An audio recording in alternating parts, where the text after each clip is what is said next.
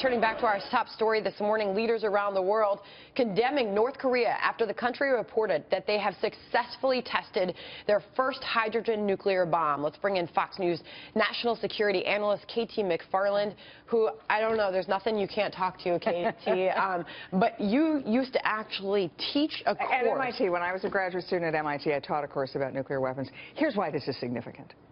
In the past, the North Koreans have tested plutonium and uranium bombs. Now, you make nuclear weapons two ways. One, you get a lot of plutonium and uranium, and you smash it apart, and that creates energy. The other way you make it, the harder way you make it, is you get hydrogen atoms, and you squish them together. And so that makes the same kind of bomb. The difference is a hydrogen bomb, an H-bomb, can be much smaller than a great big uranium bomb. Because it's smaller, it can do a lot of different things. You could put it on the top of a missile. That missile can reach Japan. That missile can reach South Korea.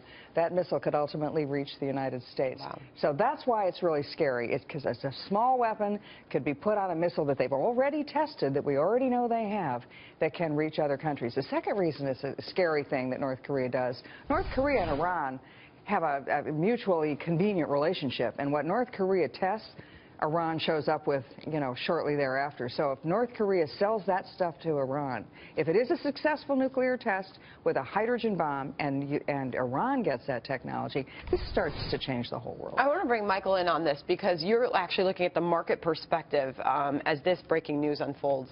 Yeah, I think in every event there's an opportunity. And I think one of the clearest opportunities coming out of this is that there's going to be a huge demand for missile defense. The North Koreans have advanced missile capability. As you noted, they're probably going to sell it to Iran. Iran is testing advanced missile capability.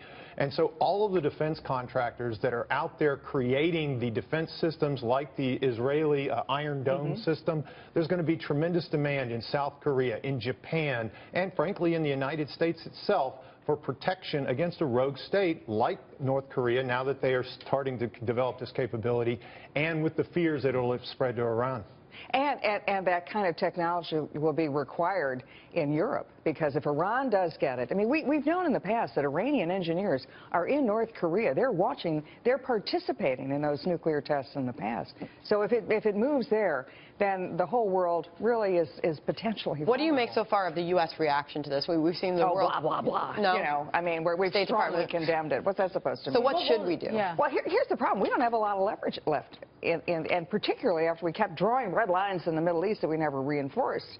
We don't have a lot of credibility. We don't have a lot of, Iran, the nuke deal with Iran was supposed to make the Middle East safe, right? No nuclear weapons in the Middle East. The Iranians have been cheating. We're looking the other way. Wow. So what incentive do the North Koreans have to hold back or to listen to our strong condemnation? So are they unstoppable?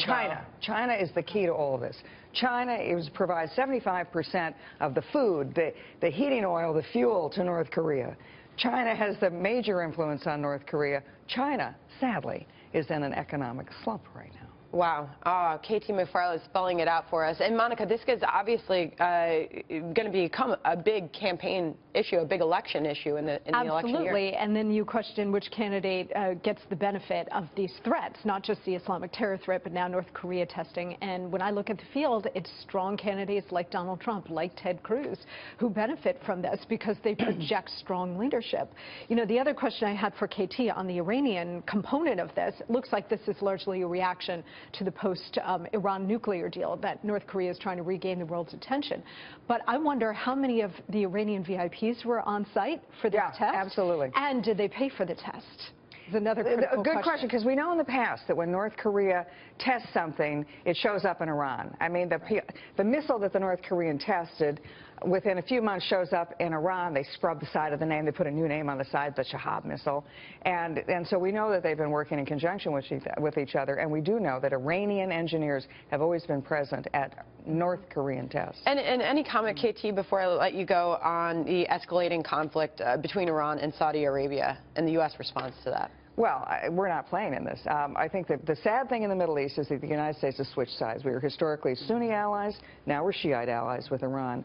Will the Sunni countries in the region decide they're just going to make their separate peace with Iran and let Iran be the hegemon, the dominant country in the region, or will they fight back? What you saw last week with the Saudis, with the executions, the Saudis are getting pretty muscular. They're going to, I think they're willing to do something alone. Wow. So All I right. worry that escalates too. All right, KT McFarland, thank you for being Happy here news. this morning. Yeah, happy news, happy new year.